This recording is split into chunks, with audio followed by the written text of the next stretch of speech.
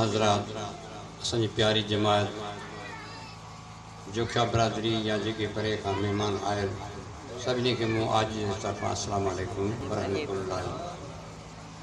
अर्ज़िया त जमात माशाल्लाह चवंदा त थोड़ा कणा थाली में भला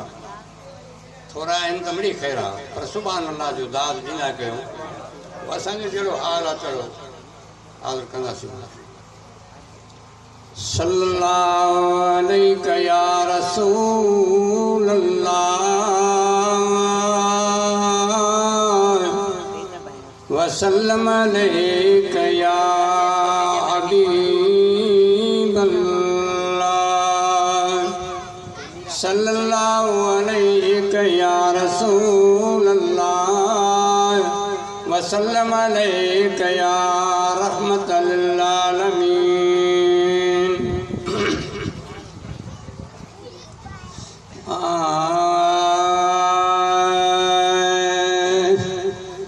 हे तुझे ताज ऐदाज मेरा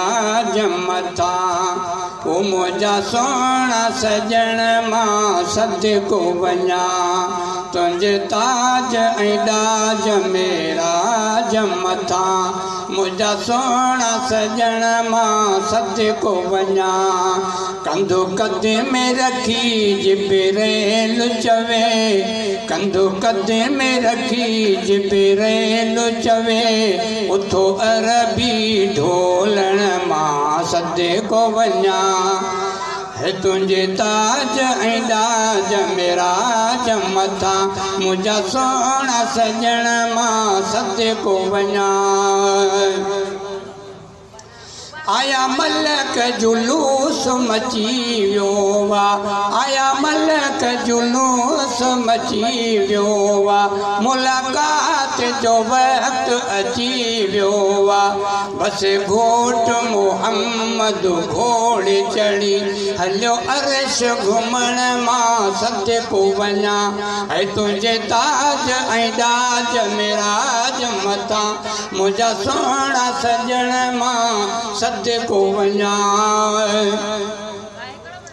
ए बचड़ा यतीम अमर आमिनत जा ए बचड़ा यतीम अमर आमिनत जा रब जोरा मुकई रब जन्नत जा हियो जोरा मुकई रब जन्नत जा बस खास गुलाम भी खिदमत में हियो खास गुलाम भी खिदमत में आयो बाबू वठण मां सदको वञा तुझे ताज ऐदाज मेरा जमता मुझा सोना सजन मां सदको वञा। बुद्धि अर्श अचण तो हर कोठरे बुद्धि अर्श अचण तो हर कोठरे बीठा दर्ज बदर्ज कतारूं करे हर फलक ते हूरूं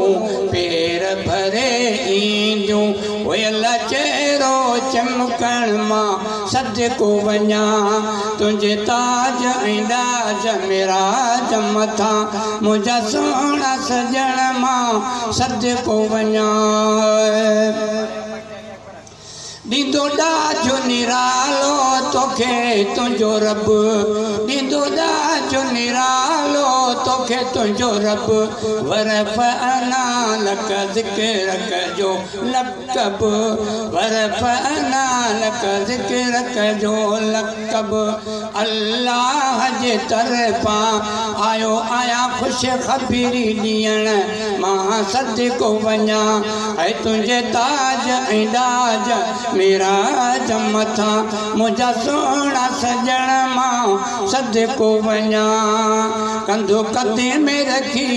जिब्राइल चवे उथो अरबी ढोलण मां सदको वञा चवे गुलाम नबी मुझो दीन बे तू चवे गुलाम नबी मुझो दीन बे तू दुनिया में